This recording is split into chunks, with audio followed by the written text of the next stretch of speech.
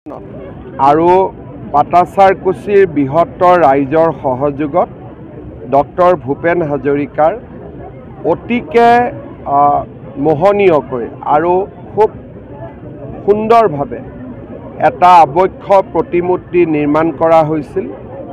আজি সেই প্ৰতিমূৰ্তিটোৰ আনুষ্ঠানিকভাৱে উদ্বোধন হ'ল।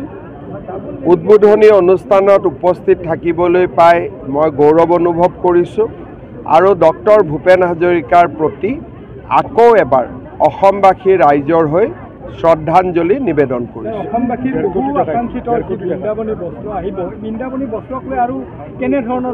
এতিয়া বৃন্দাবনী বস্ত্ৰখন অনাৰ বাবে আমি এটা সংগ্ৰহালয় নিৰ্মাণ কৰিব লাগিব। সংগ্ৰহালয়ত টেম্পাৰেচাৰৰ পৰা আৰম্ভ কৰি লাইটিঙলৈকে বিভিন্ন কাৰিকৰী দিশ চকু দিব লাগিব। এই সংগ্ৰহালয়টো নিজৰ খৰচত JSW গ্ৰুপ তেওঁলোকে আমাক বনাই দিব।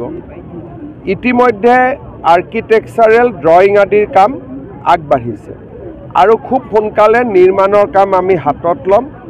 অসম চৰকাৰে খানাপাৰাত ইয়াৰ বাবে ভূমি আবণ্টন দিছে। মই ভাবোঁ 2027 চনৰ আগভাগত আমি এই বস্ত্ৰভাগ অসমলৈ আনিব পাৰিম।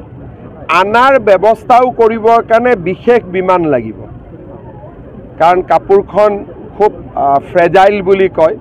সেইকাৰণে সেই গোটেইবোৰ ব্যৱস্থা আৰু কেনেকৈ মানুহে চাব পাৰিব, দৰ্শন কৰিব পাৰিব, এই গোটেই ব্যৱস্থাখিনি আমি কৰিব লাগিব। কাৰণ আমাৰ দৃষ্টিত অকল অসমৰ নহয়, ভাৰতবৰ্ষৰ পৰাও মানুহ আহিব, কাৰণ 600 বছৰ পুৰণা ইয়াৰ ধৰ্মীয় আৰু কাৰিকৰী দুয়োটাৰ ফালৰ পৰা এনেকুৱা বস্ত্ৰ আমাৰ দেশত নাই আৰু তাতে কৃষ্ণৰ মাহাত্ম্য। গতিকে বৃন্দাবনী বস্ত্ৰই অসমলৈ বহুতো পৰ্যটক লৈ আহিব সেই সময়ত।